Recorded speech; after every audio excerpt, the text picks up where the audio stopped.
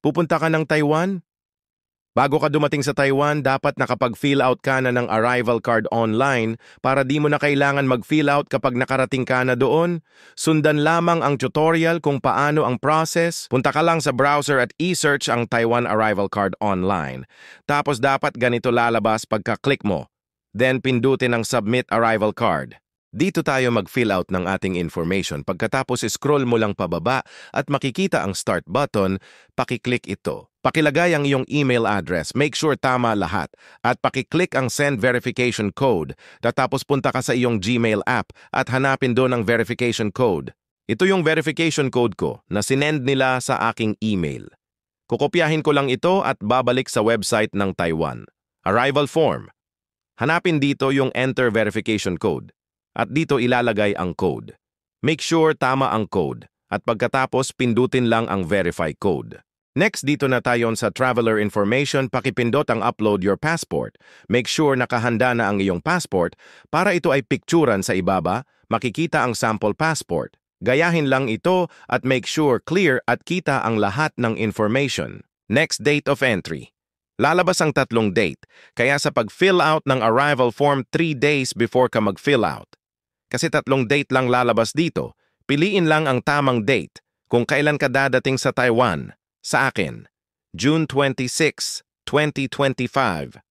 Ang dating ko kaya ito pipiliin ko. Paki-double check na lang sa itong plane ticket ang iyong date of arrival para maiwasan ang pagkakamali. Kapag na-double check mo na ang tamang time of arrival mo, balik ka na ulit sa website ng Taiwan at proceed na tayo sa pag-fill out ng pangalan. Ilagay ang iyong English name. Ibig sabihin kung ano pangalan sa passport mo, yun ang ilagay mo dito. Skip mo lang ang Chinese name kung wala ka nun. Next, passport number. Doon yan makikita sa passport mo sa upper right banda yon. Sunod, date of passport expiry sa passport din yan. Makikita. Next, gender. Pindutin lang ang male or female. Next, date of birth. Dapat tugma sa passport ang ilalagay mo dito. Next, nationality. Kung Pinoy ka, piliin lang ang Philippines. Next, country or place of birth. Gayahin mo lang ang nakalagay sa passport mo kung ano nakasulat. Ganon din sa state or province. Place of residence naman, kung Pinoy ka, pindutin lamang ang Philippines, tapos visa. Type no visa tayo. Kasi nag-extend ang visa exemption sa ating mga Pinoy. Visa type, paki-click visa exempt. Next, country region code, paki-search ang PH, tapos lalabas ang 63 PHL. Click mo lang yan. Tapos sa ibaba, ilagay ang iyong cellphone number. Next naman sa occupation, click lang ito. At piliin kung ano ang trabaho mo na kasama sa listahan nila. Kung wala naman dito, pakipindot lang ang other. Tapos lalabas ang job title dito mo.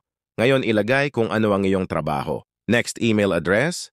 Make sure tama at pagkatapos scroll mo lang pababa at i-click ang next na button.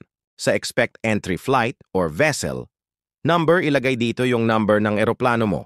Example, 5J319. Makikita yon sa ticket itinerary mo. Entry flight, ibig sabihin papuntang Taiwan na sasakyan mong eroplano. Next is intended exit flight. Eroplano naman na pabalik sa Pilipinas, makikita din yon sa ticket mo. Next, intended exit date, kung kailan ang balik mo ng Pilipinas. Purpose of visit naman, select mo lang kung ano gagawin mo doon sa Taiwan. Sa akin, kasi for vacation lang, kaya piliin ko ang others at isulat dito ang vacation, or pwede rin piliin mo ang number 3.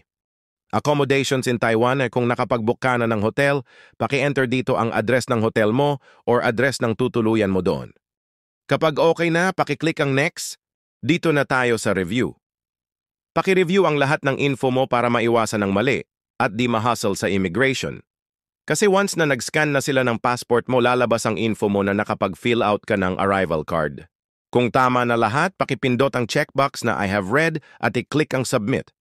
Ganito lalabas kapag successful ang pag-register mo. Paki-screenshot na lang at i-click ang confirmation.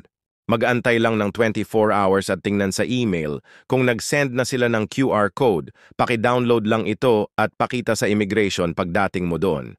Yun lang, ganun lang kadali kung paano gumawa ng Taiwan arrival card. Kung may mga tanong ka, mag-comment lang sa video na ito.